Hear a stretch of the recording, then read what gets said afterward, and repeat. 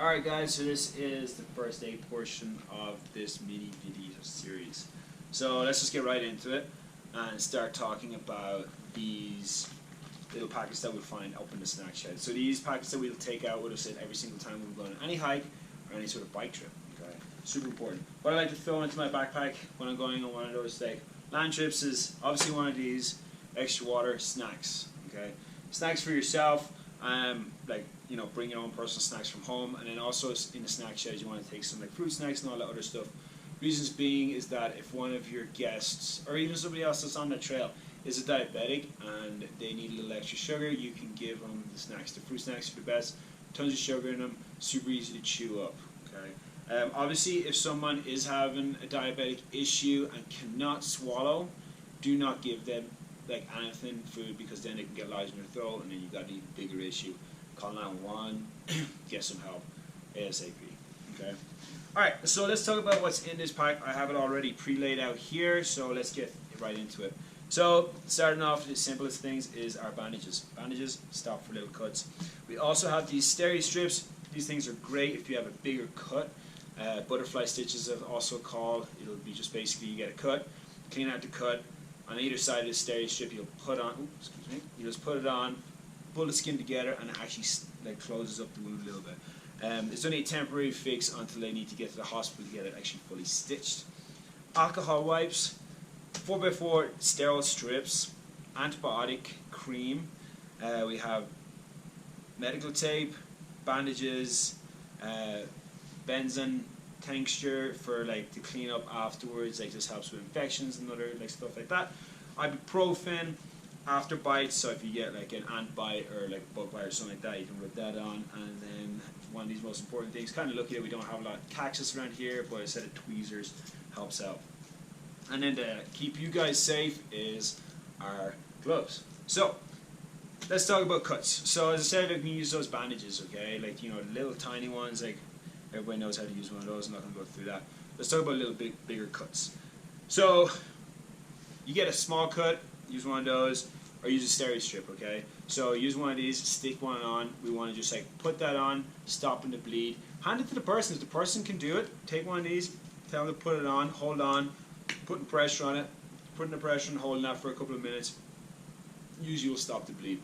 Tell them not to pull that strip back off, okay? So once that blood has started to dry on the outside and it goes through this like little gauze strip, if they pull that back off, they've reopened the wound, it's going to start bleeding again. So do not take off this. Just keep it and hold it on, okay? If it's a little bit bigger of a cut, like a big, you can see like muscles, fat, bone, anything like that, we want to like pack a ton of them on top. Don't pack it into the wound, okay? Packing it into the wound is not a good idea. You know, you can get like stuff that's lodged in there. When they go to the doctor and the doctor has to rip all that out, it just starts to bleed all over again. We just want to pack a ton of them on and keep pressure. Keeping a lot of pressure onto that wound to stop the bleed. Let's talk about how to clean out a wound if we need to be. So we start off putting on our gloves. Keep yourself protected. You don't want anybody else's body fluids on you. Using an alcohol strip. Take the alcohol strip, tear it, open it up. Open it up. Already opened it up, so I might as well do it. Take it out. Clean around the wound. Getting all that. You can put water on before you do this. Doing that will take all that debris, all that dirt, everything out. You know, you don't want to like leave rocks and sticks and stuff and like that. That's how infections start to begin. So throw some water on if you need to be. Then alcohol, clean off. It's going to sting. It's going to hurt. Tell them it's going to hurt. You know, prepare them for it. And the benzene tincture. What we want to do with this is that you want to push and crack. There's like a little glass vial inside of here.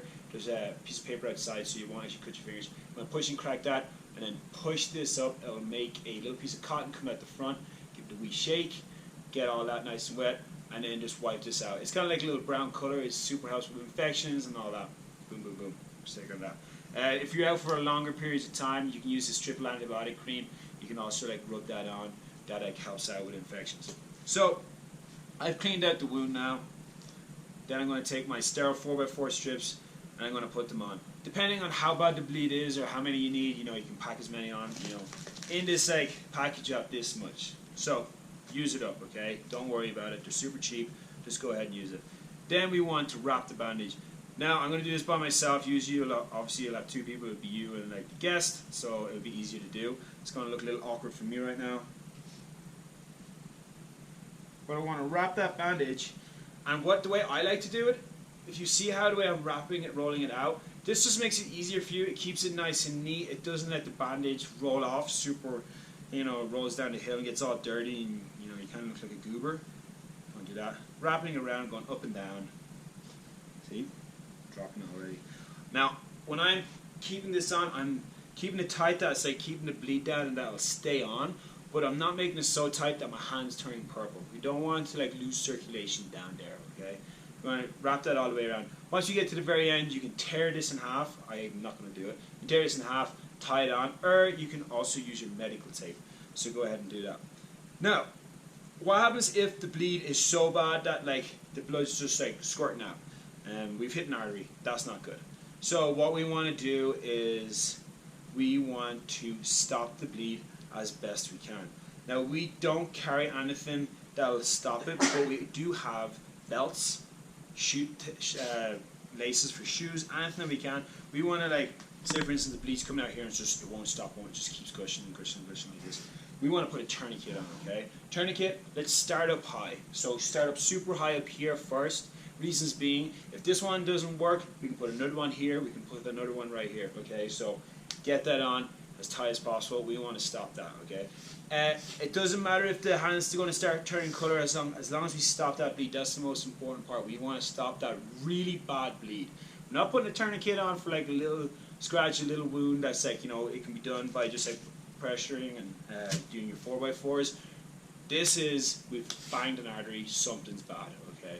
So we want to put that tourniquet on, as I said, belt, shoelaces, NRS strap, anything you can think of, use your imagination, just stop that bleed. Now, obviously, some places don't put tourniquets on. We don't put tourniquets on around our necks. Why? Well, you stop breathing, right? We can't really put a tourniquet on around here. It's super hard to do. We want to put pressure on that, okay? So, on legs, it's good. We're always going to start up high, work our way down. All right, cool. So that is the land side of it. Oh, actually, no, it's not. We actually got some more stuff. Ibuprofen. Everybody knows about ibuprofen. If you are giving any sort of medication to a person, it's super important that you tell them that they're the ones that are taking this, okay, and that they know that they're taking this, and you want to read on that says ibuprofen, okay, because we also have Benadryl in here, dihydramine. So that's another thing they want to tell them.